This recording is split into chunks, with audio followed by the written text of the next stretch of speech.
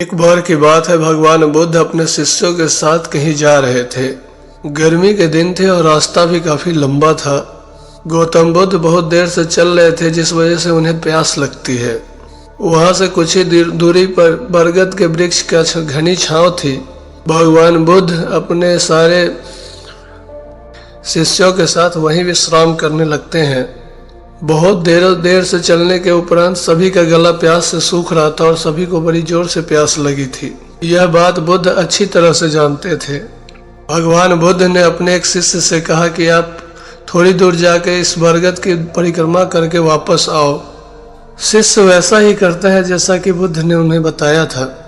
परिक्रमा करने के उपरांत जब शिष्य भगवान बुद्ध के पास आया तो बुद्ध ने उनसे पूछा कि क्या आपको किसी ठंडी हवा का अनुभव हुआ है।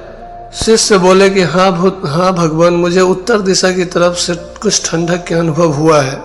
भगवान बुद्ध ने कहा कि उसी दिशा में चले जाओ, कुछ ही दूरी पर कोई तालाब, पानी या नदी जरूर मिलेगा। उस तालाब से सबके लिए पानी लेकर के आओ। शिष्य उसी दिशा में जब दूर तक जाता है तो वहाँ सच में एक तालाब होता है। तालाब देख करके वह बहुत प्रसन्न होता है और तालाब के निकट जाकर के जैसे ही वो पानी भरने वाला होता है तभी वहां से कुछ दूर कपड़े धो रही कुछ महिलाओं पे उसकी नजर जाती है। यह देख करके वह सोचता है कि यह पानी तो गंदा हो गया है, लेकिन वह ध्यान से देखता है तो वो देखता है कि तालाब का पानी तो साफ है। तभी एक बैलगाड़ी तालाब के किनारे से होती हुई निकल जाती है। बैलगाड़ी के पहिए तालाब की मिट्टी के ऊपर इतनी जोर से पड़ते हैं कि तालाब का पानी गंदा हो जाता है। यह देख करके वो वापस भगवान बुद्ध के पास आ जाता है बिना पानी लिए हुए ही। शिष्य बड़े उदास होकर के भगवान बुद्ध को सारी बातें बताता है।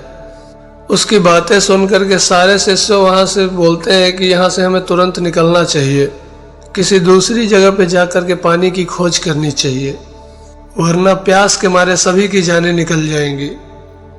फिर महात्मा बुद्ध सभी को शांत होने के लिए कहते हैं। फिर वो बोलते हैं कि उचित समय बनाए तक संयम रखो और यहीं बैठो।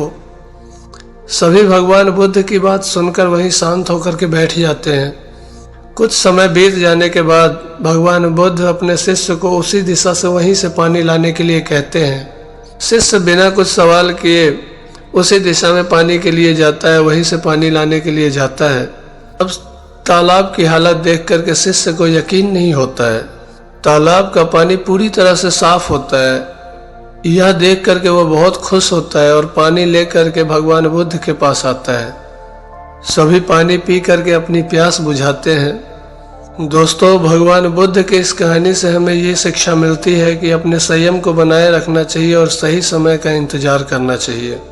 अगर आपको हमारी ये कहानी अच्छी लगी तो हमारे चैनल को सब्सक्राइब करें और वीडियो को लाइक करें और अपने दोस्तों के साथ शेयर करें ताकि हमारा मनोबल और ज़्यादा बढ़े, हम आपको और अच्छी अच्छी कहानियाँ सुना सकें। बहुत बहुत धन्यवाद।